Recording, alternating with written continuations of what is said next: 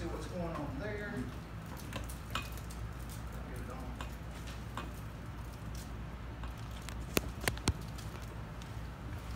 Yeah, it's got it.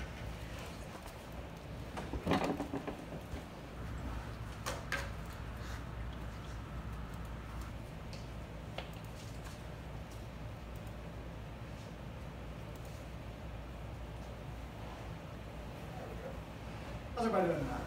Good. Doing all right? It's good to have people that actually want to be like in class, because normally I get like a room full of people like that the whole time, and then the only time they perk up is like, okay, that's it, y'all can go now, and then they're make a beeline for the door. So this is a pleasant switch. Will be different, I think. It's not really what I'd say a sermon as much. Thank goodness I didn't have to do one of those, because I've been struggling. More just kind of a history lesson, which I think that's kind of what Tommy was getting at.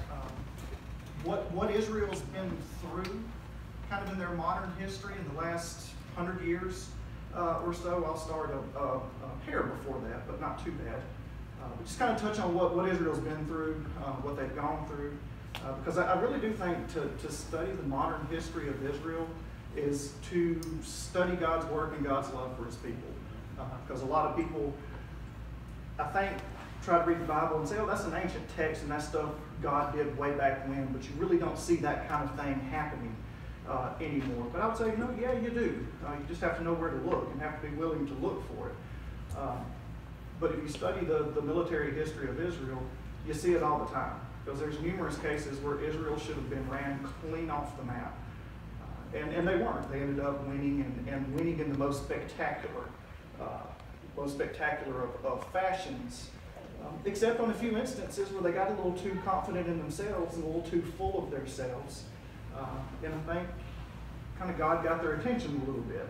So that's kind of where we're heading. I did try to put together a PowerPoint. I didn't know any other way to do this than to just kind of do what I'm used to on these. So I put together a PowerPoint to kind of help along. And I'll tell y'all, like I do my students, I don't put much work into my PowerPoints in terms of I don't make them very wordy. Because if you do that, my students, they'll just sit there and copy what's on the PowerPoint and they won't pay attention to anything else. So I don't make them very wordy, but I do just kind of put bullet points and kind of stuff like that to follow along, maybe some relevant pictures.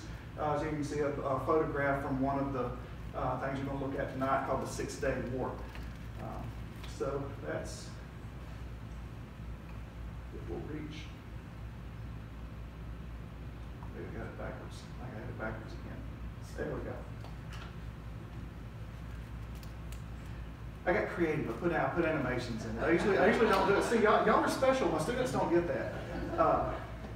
They don't get the extra time. I always start off with a couple of objectives. I think it helps to kind of put into perspective what you're going to look at, what you're going to study.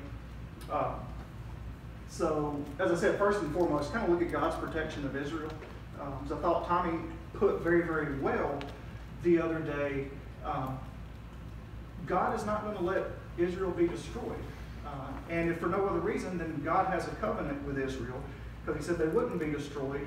And if He allowed them to be destroyed, then it kind of discredits Him in a way. So first and foremost, God's going to protect Israel.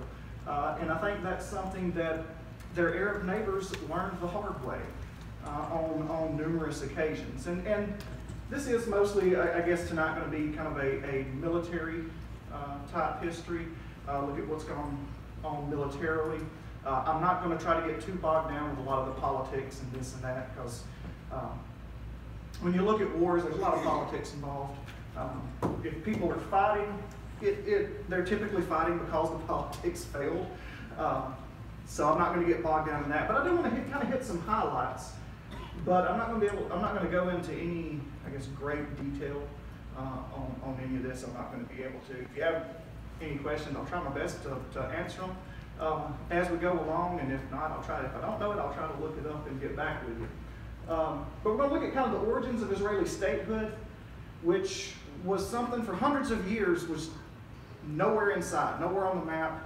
Nobody in the world was really talking about, hey, let's make Israel again. Let's make Israel a nation again. Or let's make a state for the Jewish people. It's really an idea that comes out of the First World War. As people, first the British government begins talking about, well, hey, maybe we should make a state for the Jewish people. Maybe we should kind of make a new Israel. So we're going to look at that. We'll look at some of these Arab-Israeli wars as they're collectively called. I know for a lot of you, we'll be hitting on events that have happened kind of in your lifetime and stuff. So a lot of these names and places may sound familiar. We're going to look at the 6-Day War. You can see the date there, right in the middle of kind of America's involvement in Vietnam. Israel was fighting for its existence at the same time. And then we'll look at kind of what's happened since 1967. But I do want to zoom in a little bit on the 6-Day War, kind of look at that one. It's an interesting little war. And I say little because it only lasts 6 days. There's a reason for the name. The whole war only lasts 6 days, and that wasn't because it was small or limited. That's because Israel so thoroughly defeated their opponents that quickly and pretty much kind of ran them completely out of the region, as we'll see.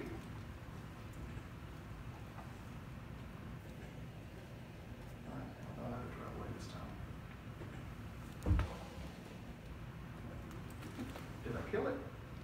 I think I killed it, Brad.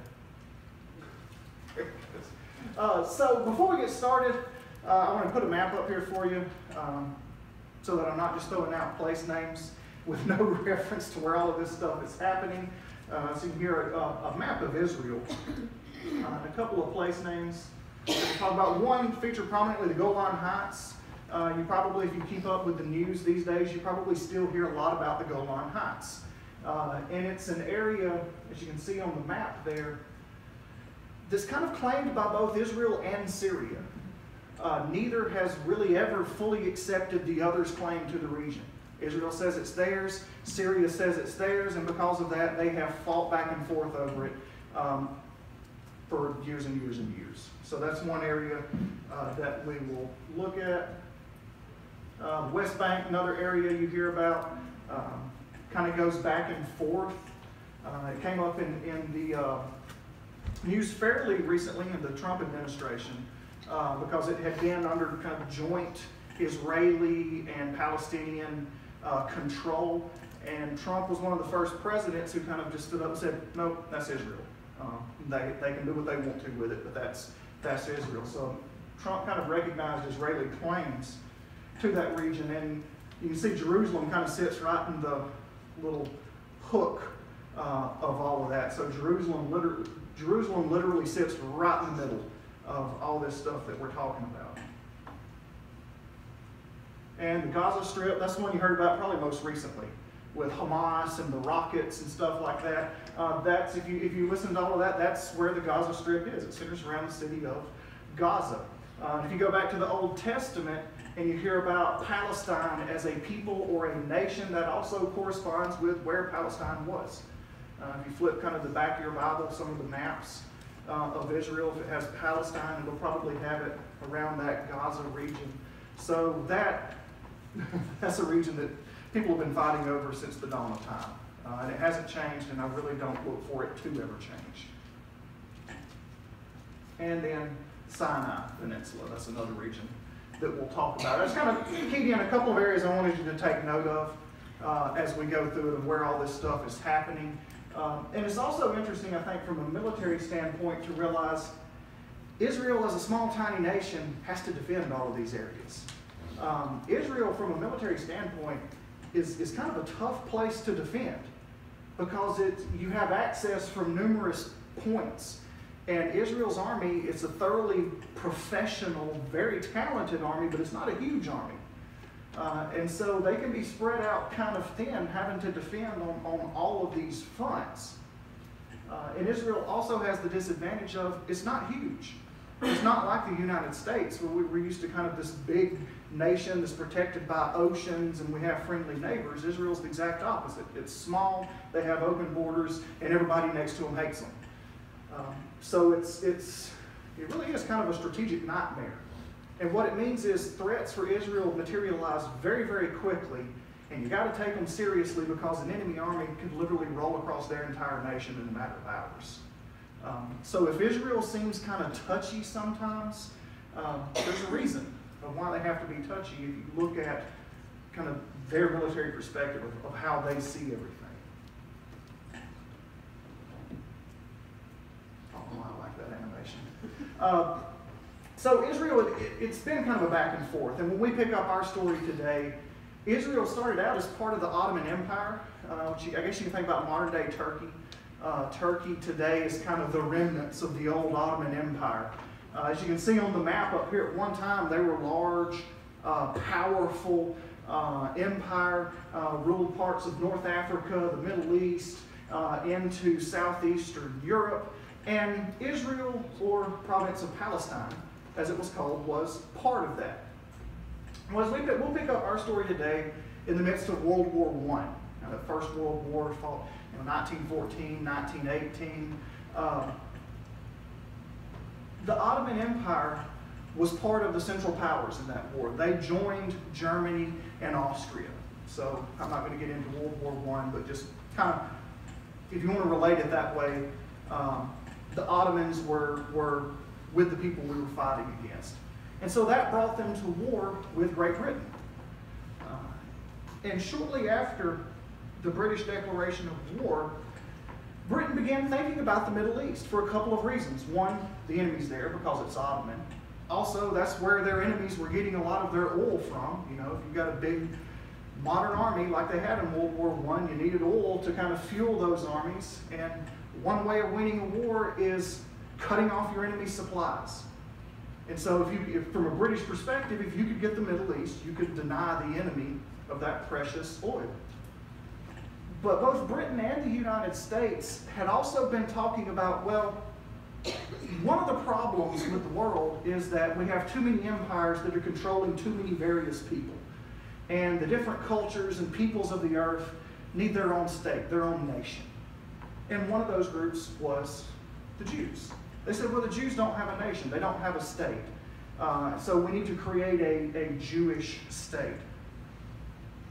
They also, incidentally, I think the British viewed Palestine and the Middle East as a way of kind of breaking the deadlock of the Western Front in France in World War I. If y'all have ever heard or read anything about World War I, you know it was a bloodbath.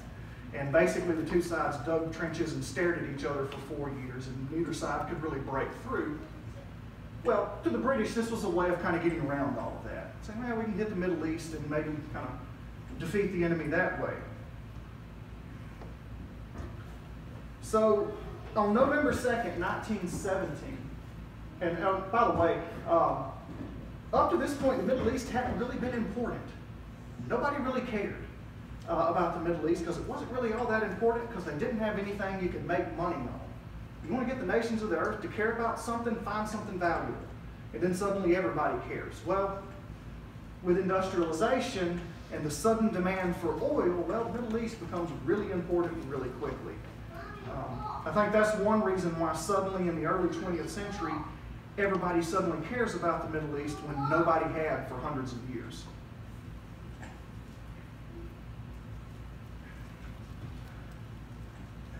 So one of the things that comes out of this is on November 2nd, 1917, the British Foreign Secretary, a guy named Arthur Balfour, writes a letter to Lord Rothschild. I know some of you may have heard of the Rothschild, kind of this wealthy, powerful Jewish family. Well, this Balfour Declaration announced Britain's support for what Balfour called a national home for the Jewish people. Basically what he's saying is it's our intent as the British government to create a home for the Jewish people, to basically recreate Israel. And when they said this, you cannot overstate how badly it scared all of the Arabs in the Middle East. They said, whoa, whoa, whoa, wait a second. We're okay with some Jews living here. There were still Jews in Palestine at the time. They said, we're okay with Jews living here, but we don't want them in charge, and they are not going to be in charge. Israel is not coming back, and we're not going to have anything to do with this. So that idea kind of simmered, scared the Arab people in the Middle East. The idea kind of simmered, though, for a while. And nothing really directly comes of this at the time, for a couple of reasons. I think, one, it had very little international support. When Britain kind of polled, I guess, the nations of the world, as they were all together ending the war, deciding what was going to happen to the world, they brought up the fact of, hey, well, what about a Jewish state for Israel? And the nations of the world had very, very little interest in this. And they said, no, because it'll tick the Arabs off. And if they get ticked off, we're going to end up at war again. We just got through with a war. We don't want to fight another one. The United States, for its part at this time, you say, well, what about the U.S.? We seem to be a friend of Israel now. Well, at the time, the United States said, look, we just got through with World War I. We don't want anything to do with any of y'all anymore. So leave us out of it. So with really no support, the idea kind of doesn't really get anywhere for a Jewish state. But Britain, they didn't let it go. They said, well, we'll hold on to it for a while. So what they did is they got with the League of Nations. You think this is kind of, I guess, the precursor to the United Nations, if you kind of look at your history after World War I. They got with the League of Nations, and the League of Nations approved a mandate for British control of what was then Palestine and the Transjordanian provinces, which you see on the map there. Basically, the League of Nations gave Britain control of this, so for all intents and purposes, the region became a British colony. The Arabs, though, had just flat refused. They said, okay, we see what you're doing, Britain. It's not like they fooled anybody. They said, we see what you're doing. This isn't going to work. We're not going to support this. And they had warned up front, if you create an Israeli state, we will destroy it. We will not stand for this. British rule in Palestine is going to be rocky. There's constant riots. There's constant uprising. There's constant revolts. For one thing, it was because the British had the audacity in Arab eyes to give legal recognition and legal rights to the Jewish people living in the region. And that just kind of flew all over the Arabs.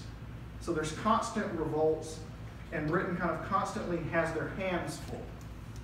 And the hope was, as Winston Churchill would put it, he said the hope was to use Palestine to eventually establish a home for the Jews.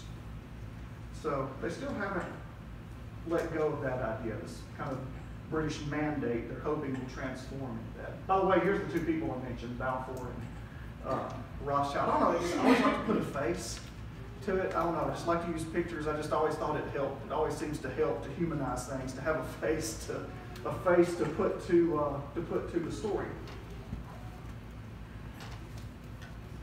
So in 1921, actually let me go back for a second. So in 1921, Britain divided the region.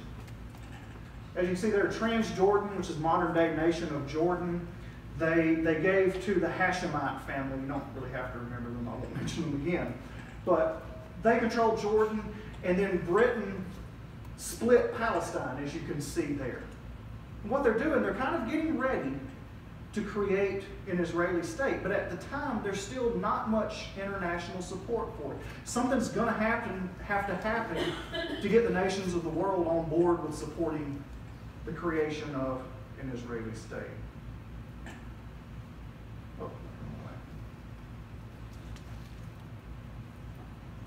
Well, as we all know, what big event happens in the 1940s to the Jewish people? The Holocaust, right? Well, the Holocaust kind of changes everything. Whereas before World War II, there's no support for the creation of Israel. Suddenly, with what has happened with the Holocaust, there is massive international support for the creation of an Israeli state. So this idea that had first been kicked around in 1917, by the end of World War II, now has kind of grown to its full extent, to the point that now suddenly a lot of people are wanting to create Israel again. Now the Arab nations are still not too happy about this. In fact, a lot of Arab nations today, if you read them, like Iran and Iraq, a lot of them today will tell you the Holocaust never happened, that it was a Western lie, that the West made up just to have an excuse to create Israel. Now, there are some so-called legitimate historians out there who say this, and my thing is, I don't know how you can call yourself a historian if you're going to claim the Holocaust never happened, because there's plenty of evidence. So, kind of summarizing, I guess, quickly here, but after World War II, suddenly there's international support. Franklin Roosevelt got behind this. Franklin Roosevelt, from day one after American intervention in World War II, had said, our aim in the world is to foster freedom and democracy.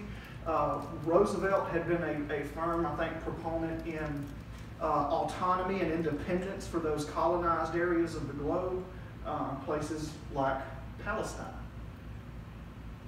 The problem, though, is his successor, Harry Truman, didn't always see things this way. And a lot of times Truman came in and kind of reversed some of Roosevelt's ideas and policies. So, the British Mandate was set to expire in 1947, or real 1948. And Israel had already been preparing, led by the guy in the picture here, who would become their first prime minister, David Ben-Gurion. They had already been preparing for this and were ready to declare their independence. So the day before the mandate ended, this British mandate, May 14th, 1948, Israel declares its independence. And almost immediately, several Arab nations around the Middle East immediately declared war on Israel. They said, we do not recognize this. We will fight you, and we will destroy you. So you can imagine this young, newly independent nation. You know, we've all grown up hearing stories about our own revolution, right? And how kind of weak and what state we were in. Well, Israel was no different. They're a young nation. They don't have anything in the way of really a professional army. They have some military equipment, but having the equipment, knowing how to use it, is two completely different things, right? You know, we could all have some really, really nice football equipment, but that don't mean we're going to be able to go out on the field and compete with, I don't know, Tampa Bay Bucks or anything like that, right? Having the stuff and knowing how to use it is two completely different things. And Israel's in a tough spot here. And if you look at it, Syria, Egypt, Jordan, Iraq, Lebanon, and Saudi Arabia, long-established nations with large armies, all jump in and declare war on Israel. And they said, we give it 1 week and we will run to the Mediterranean and we will wipe you out as a nation. Israel, for example, I pulled a quote, a source that Tommy had sent me. A quote here that kind of gives you an idea of the shape of the Israeli military. It said, we Israel had 2 planes in our Air Force. With one hand, the pilot would steer with the stick, and with his other hand, he would throw out the bombs. We had a total of 5 armored vehicles, and most of our army was made up of Holocaust survivors who had never held a weapon in their lives. Yet, they devastated the well-equipped and well-trained Arab countries who came up against them. How? Well, it was God. There's no other way around it. I think they bought 3 B-17s from the United States. The United States basically had some planes that were worn out and ready for the scrapyard after World War II, and they said, oh, yeah, we'll sell you. We'll sell you some of these planes. But believe it or not, a lot of people think, oh, well, the U.S. must have supplied Israel. No, they didn't. The vast majority of Israeli equipment at this time came from Czechoslovakia, of all places. The U.S., well, I'll get to a second where the U.S. is in all of this. The U.S. was content to kind of say, go you, but you're on your own.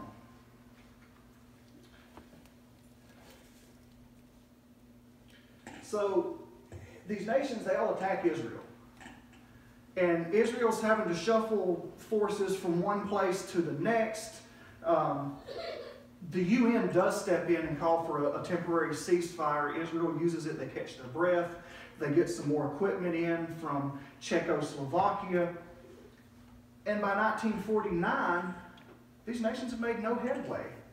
It's like beating their head against a wall. They keep sending their troops into Israel. Their troops keep stalling, and they can't gain any headway. So this tiny, untrained, untried Israeli army has stopped them cold in their tracks. And one Israeli soldier I read, he said, well, the difference was we had something to fight for. They didn't. We knew we were fighting for our existence. And you have to look at what these people had just been through, right? They had just been through the Holocaust. So they knew full well the hatred that the world could have for the Jewish people. And ever since then, I think they've all said kind of never again. We're not going to allow anything like that to happen to us ever again. So they end up settling for an armistice in 1949. But just because they agreed to stop fighting for now did not mean any of their Arab neighbors agreed to really any of this. They said, well, we agree to stop fighting. We don't recognize Israel. We do not recognize your right to the area. And basically they're going to sit around for the next couple of years waiting for the moment when the time looks right that they can pounce on Israel again. They basically say, we're going to build a bigger army, a better army, and as soon as your back's turned, as soon as your guard's down, we're going to jump on you and we'll destroy you. So just because there's peace doesn't mean anybody's accepted it. So here you can see the Israel that kind of comes out of this piece. It's the blue area there in my map here. So for the time being, as of 1949, that's what Israel looks like. So you kind of keep track of this as we go along with these maps, because after the 6-Day War, that map's going to change dramatically.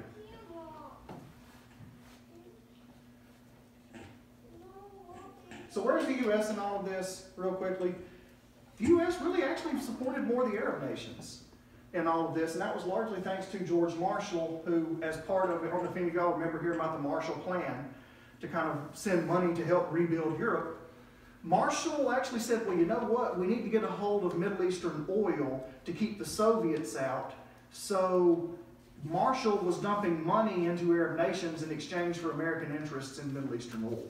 So Marshall was saying, no, we can't support Israel because if we do, it'll take the Arabs off, and that'll undermine everything we're trying to do in the region. So the U.S., for the most part, said, good luck, but we're out. We're not helping here.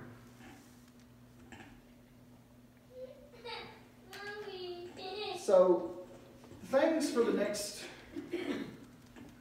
15, 20 years kind of stayed on the dull roar. They would occasionally shoot at each other.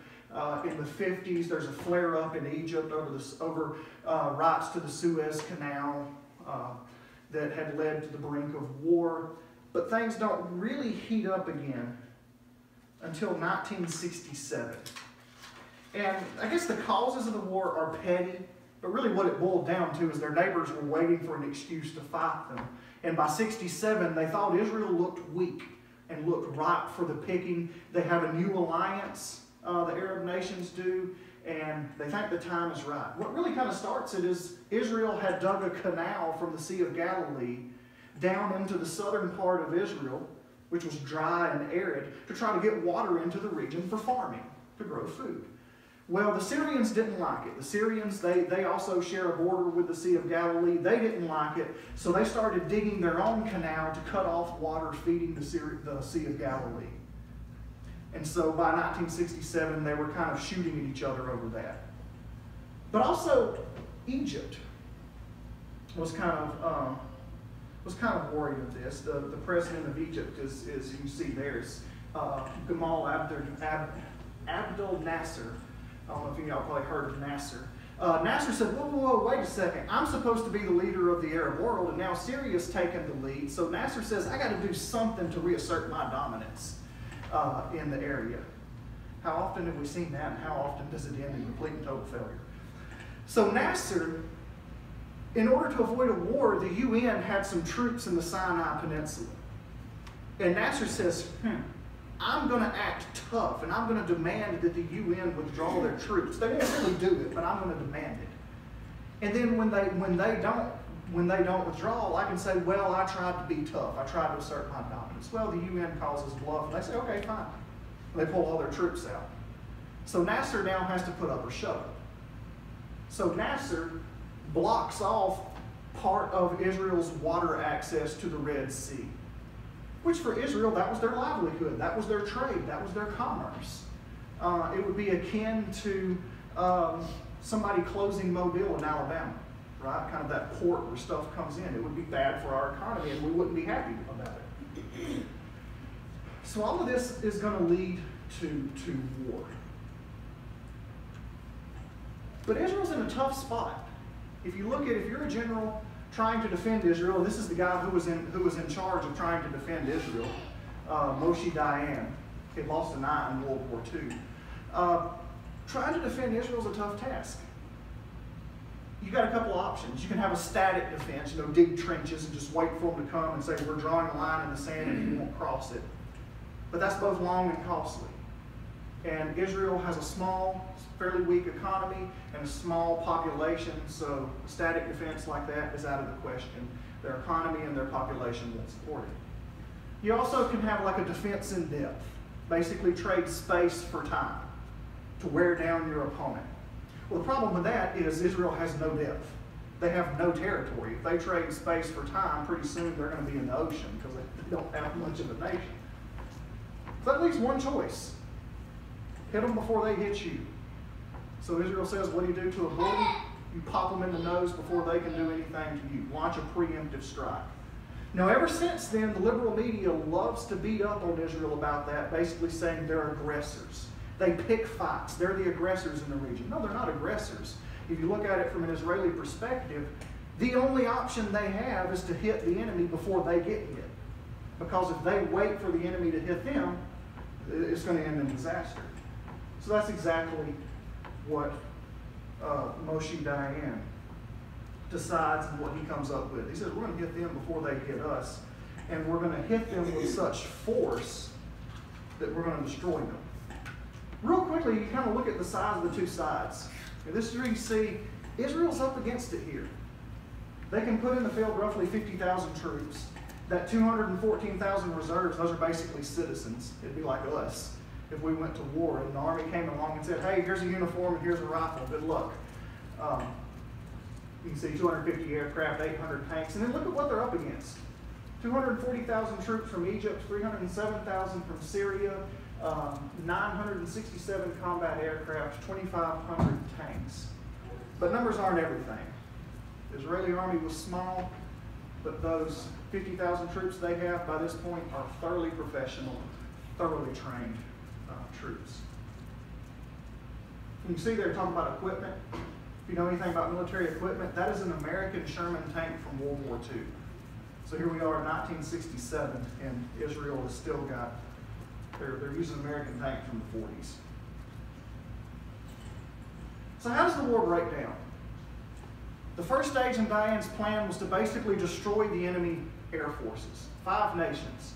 So in one day, the Israeli Air Force launches an attack against their enemies. In fact, on the first day, it takes all of 8 minutes for the Israeli Air Force to annihilate Egypt's Air Force.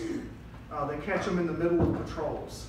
The Egyptians had set out a patrol, and that patrol had came in, and the Israelis come in right in between those patrols, and they wipe out Egypt's Air Force. The Israelis could turn around a plane in 8 minutes. It could land, get refitted, refueled, and take back off in 8 minutes. At the end of that first day, 5 nations' air forces are in flames and destroyed. It gives Israel complete air superiority, which in military terms means their enemy's going to be up against it. You know anything about Israel and the terrain? It's open. There's not many forests, so when you got these tanks sitting out in the open, Israeli planes come in and they're going to obliterate them. So it took all of one day for them to knock everything out of the air. They then launch an attack into Sinai. They not only destroy the Egyptian army, they run them all the way back into Egypt. And they're on the verge of crossing the Suez Canal and completely running all the way across Israel. On the West Bank, the Jordanians launch an attack. The Israelis hadn't even planned on launching an offensive here, but they kill so many Jordanians, they turn around and launch an attack of their own and run the Jordanians out of the West Bank. And then Egypt had been lying the whole time. Egypt was getting destroyed. But they had lied to their friends in Syria and said, oh yeah, we're winning. We're wiping Israel out. So the Syrians say, okay, well hey, the war's almost over. We're going to jump in and see what we can get. Well, they got it all right. They jumped in, and Israel turned around and attacked the Golan Heights. Their attack began on June 9th. By June 10th, Syria says no more. They are destroying so many Syrians and killing so many Syrians, the Syrians throw up their hands and say no more, we're done. War begins on June 5th, fighting ends on the 10th. By the 11th, all of the nations against them are ready to sign a treaty with Israel. In fact, Israeli troops are advancing so far on every front, they have to be called back. Moshe Dayan has to stop them and call them back and say, look, you can't keep going. If you do, we're going to have other problems. So he has to call them all back. So against all odds, in 6 days, Israel has obliterated their foe. A pre-war estimate, the Israeli military had done an estimate. They said, okay, if we fight this war, what will it cost us? Their estimate had figured it would cost 50,000 casualties, just less than what 7 years of Vietnam cost the United States. Oh, by the way, on the left you have Israel before the war, and on the right you have Israel after the war. So they ran everybody out. Here's what it actually cost. Israel, between 776 and 983 casualties, far less than the 50,000 estimated. Another 4,500 wounded. But look at it. Look at their opponents. Egypt, between 10 and 15,000 killed, over 4,300 captured. The Jordanians had 700 killed, 2,500 wounded. Syria, another 1,000 to 2,500 killed. The air force of all of these nations was pretty much destroyed, and just about all of their military vehicles had been destroyed. In fact, they were getting their vehicles from the Soviets, and the Soviets are furious. They basically say, "What are you doing with our tanks down there? We just gave you a bunch of tanks, and now they're all on fire. What are you doing?" So the Russians were rather agitated about this. But if that wasn't evidence enough, I pulled a couple of stories here to kind of drive the point home of God's protection is on Israel. There are numerous stories of Arab units running away from a perceived Israeli attack when in reality there are no Israeli troops in the region. In fact, the Egyptians had an entire division well placed to roll up Israel's flank and just run them out of the field, but that division turned and ran because they were convinced they were surrounded by an enemy force that was completely and totally non-existent. So the entire division retreated. And it reminded me of Joshua chapter 5, where the captain of the host of the Lord kind of came and said, "No, we're with you. You ain't got to worry about this battle." For example, one Egyptian tank commander in the Sinai surrendered to a vastly inferior force because when he looked across the desert, he swore he saw hundreds of Israeli tanks, when in reality the Israelis had 5 tanks. The Israelis were sitting here thinking, "No, this isn't going to last long. They're going to roll right over us." And the guy came up and surrendered. He was convinced he saw hundreds of Israeli tanks.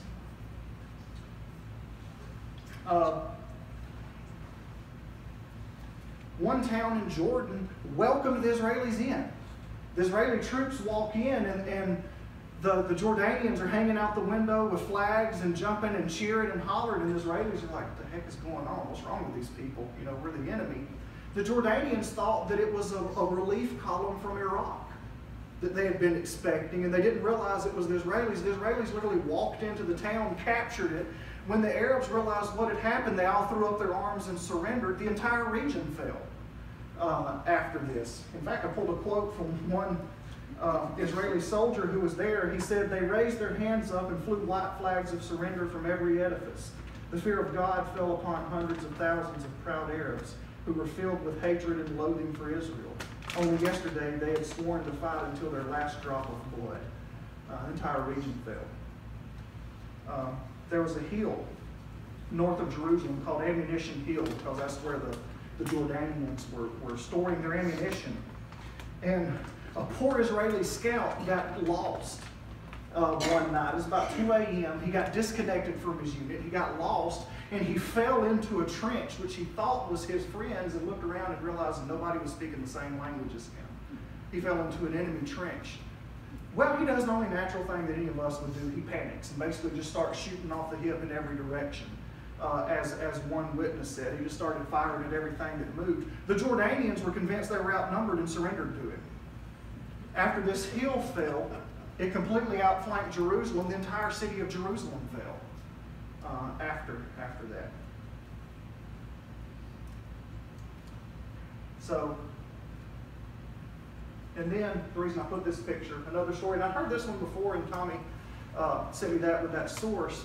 There's an Israeli unit that was pinned down. It was at night. They were trying to work their way into a position to attack, and they heard an explosion, and they realized too late they were right smack dab in the middle of a minefield. If you know anything about mines, you know it's a dangerous spot to be in. Wrong step, boom, you blow up. Not to mention the enemies all around them. So they're in a tough spot. Every time I think about that, it reminds me of Brother Barthel. Saw Brad, couldn't exist. But they're in a tough spot. They're in a bad situation here. Well, what do? They don't panic. They'll immediately begin to pray.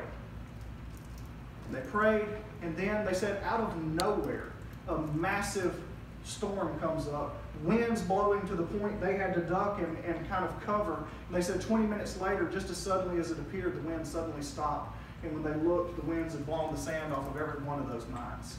And so just before daylight, the entire unit was able to slip out and slip through that minefield without losing the man. Because they knew that once the sun come up, they were sitting ducks. So the entire unit was able to escape that way. So as I said, it didn't take their neighbors long to realize we don't want to fight Israel no more. You can have it. But they still didn't accept it. And they still haven't accepted it. They would fight again in the 1970s. The only problem, though, is after the 6-Day War, Israel kind of got full of themselves.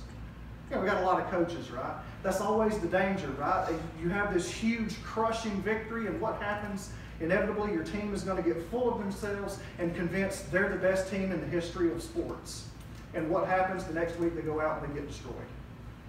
That's kind of what happens to Israel. They get full of themselves. Moshe Dayan himself has admitted we got full of ourselves and we felt that our enemies couldn't touch us and we didn't need God and we didn't need anybody.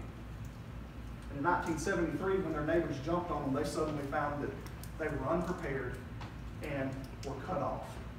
It was only narrowly that they averted disaster in 1973 in a war called the Yom Kippur War. They only narrowly avoided disaster. In fact, there was one battle in this war where 176 Israeli tanks held off an attack by 600 Syrian tanks, even though they were kind of surrounded on all sides. Invariably, what happens is one Syrian unit got completely lost and didn't arrive in battle on time, and it allowed the Israelis to fight them off. America supports Israel in this, and you all can probably remember the impact of that. Anybody remember gas prices in the 70s? Well, what happened to those gas prices? OPEC, just kind of the Arab oil group conglomerate. OPEC punished America by going up on oil prices and embargoing oil in the United States, which you all had to pay for at the pumps, if you remember the energy crisis and all of that stuff in the 70s. The Yom Kippur War, Israel again whipped them. They got caught off guard, but once they got their act together and kind of got back where they needed to be, they ended up winning this war. After that, you really haven't had any state wars in Israel where nations jumping on Israel. Instead, these nations have tended to pay terrorist groups to do their dirty work for them. And this has led to a rise in groups like Hamas, Hezbollah, and people like that, who if you turn on the news, you hear a lot about these people. So where does that get us? Well, it's not over. You go all the way back to 1948, the Arabs still haven't accepted Israel. They refuse to accept that Israel is the legitimate nation in the region, and they will never accept it. There hasn't been another kind of big war where all the nations jumped on Israel again since 73, but there will be another one.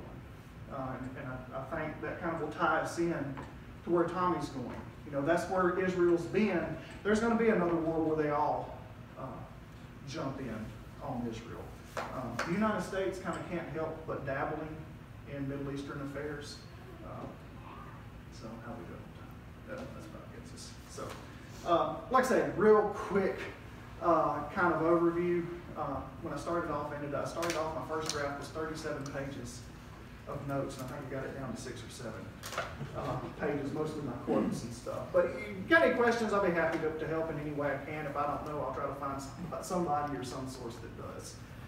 That's kind of what's been going on in Israel. They have not enjoyed the kind of comfort that we as a people have and the kind of protection that we as a people have. And real quick, Ray, yeah. For all of us that remember, hit on Jimmy Carter's influence and how he was able to do the piece. Okay, yeah, I had it in here. So in 78, Jimmy Carter of all people, right? Who most every historian will tell you was probably the most useless president in the history of presidents until now. But Carter was a truly good man, I think. He was a Sunday school teacher. He was a devout Christian. He had a devout knowledge of the region. And Carter in 78 will get Anwar Sadat and Menachem Begin, you can see in the picture here, to sit down in Camp David to discuss a peace. A peace for the Middle East and a peace for Israel. At first, the two leaders refused to even be in the same room as each other. As one story goes, I've heard Carter kind of basically forced them to sit down and kind of posted people at the doors and said, nobody's leaving, nobody's getting out until we talk this out. And Carter is able to get the two sides to sit down to an agreement. Israel promises to withdraw from the Sinai. They still hadn't given it back. After the 6-day war, they won it, and Egypt was saying, nope, you can have it, not fighting for it again. So Israel said, we'll give the Sinai Peninsula back. Egypt promised full diplomatic relations to Israel and promised Israel shipping passage through the Suez Canal. And that has brought peace among the nations in the Middle East, at least Egypt and Israel. But then if you remember in 79, we had a new enemy with the revolution in Iran, and kind of Iran has risen up since then, and Iran has kind of become the big foe in the region since then. But that's brought peace and stability, but it's not going to. It hasn't lasted, and it's not going to last. You know, they're fighting on Gaza. That last stuff where you heard Hamas firing rockets into Israel. Well, guess who's paying for those rockets? Well, they're firing Russian rockets, and they're getting paid for by Iran, and they're in Gaza. They were fighting in Gaza in the Old Testament. They're still fighting in Gaza. So is that kind of what you're talking about? I have a question. So, yes. Like right now, what is like you hear the Iron Dome? What exactly is that? How does that fit into this? I don't know the details because Israel themselves won't really give people the details. It's basically a defense system where, do you remember back in the 80s where Reagan talked about the Star Wars program, Strategic Defense Initiative, and using computers and satellites to knock missiles out of the air? They didn't have it in the 80s, but they have that technology now. So you can use computers that basically pick up a rocket. The second it leaves the ground, Israel detects it and picks it up. And they basically have miniguns that will fire and blow that rocket up in the air before it lands. So that's essentially how it works. They're kind of borrowing a lot from American technology on that. That kind of does it. When I was in grammar school, our teacher told us that y'all don't know this. One of these days, Iraq and Iran is going to be the headline of all the nations. That's been 80 years ago out here. It's still true though. It is. And that reminds me of some of the victories that they had. Reminds me, you know, the enemy surrounded the whole town. But the Lord's man went out next morning and looked, and he said, "There's more of us than it is of them." That's right. That's right. Well, I appreciate Brady. Amen. That's great.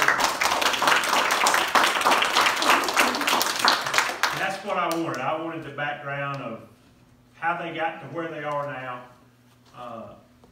And you can clearly see, like we tried to preach a few weeks ago, God's always going to take care of his own. There may be bumps in the road. They may learn some lessons, just like in 73, just like things. But he's going to take care of his own. So why did he allow the Holocaust to happen? Well, as Brady talked, you could also look at it as because of that, they were allowed to create their state, and there was an entire world that got behind them because of that. What have you heard all your life? God works in mysterious ways. And because of that, they became a nation again. And all the prophecy that, again, I can't imagine. Preachers preaching when Shannon was first established, if they tried to preach prophecy, it wouldn't have made any sense. It's hard enough today, but it sure wouldn't have made sense back then. Because there wasn't an Israel, and there wasn't the powers that be that are going to come against them like there are now.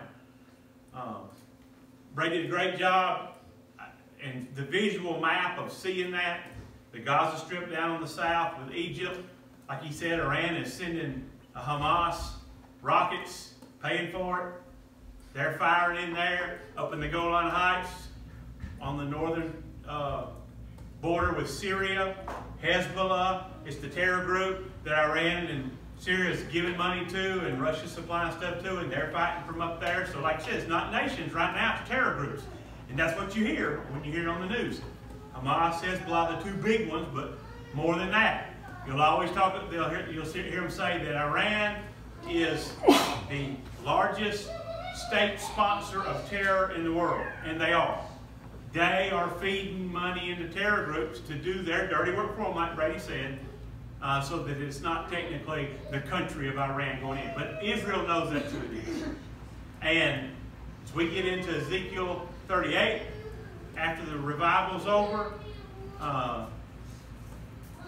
the next war, the battle of Gog and Magog, that we don't know if it happens before the rapture or right after the rapture, but it's got to be right in that time frame according to how it lays out.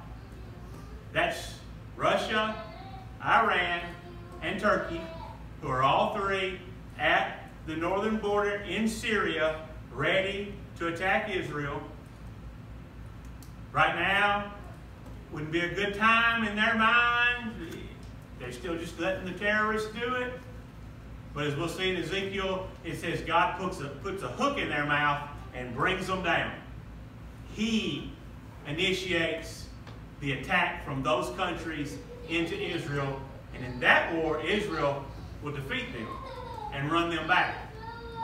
And then tribulation will begin, and it'll be just like Brady said. They'll be like, okay, they got us that time, but we're going to get stronger. We're going to get more people on our side. There's going to be all the Christians gone.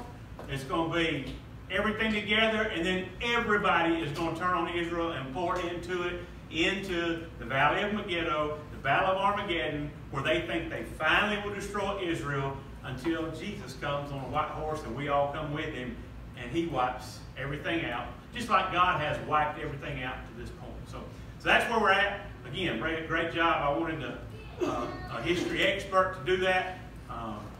And if you thought you went back to school and you didn't enjoy school the first time, so you didn't enjoy it tonight, I love it. I love listening. History was my favorite class. Reminds me of being in Dr. Kelly's room and listening to him. So I really enjoyed it. So again, I want you to thank Brady tonight for what he did and for all the work. I mean, if you've ever done that before, like mine are those without the pictures and without the graphics. It's just the type, and it takes me forever to just do that. I can't imagine how much time and effort he put into putting the pictures and doing the graphics and all that stuff. So he's going to teach me some things. So, because I got to be back at it now. But let's stand. I do want to sing a verse of "Oh, How I Love Jesus." Thank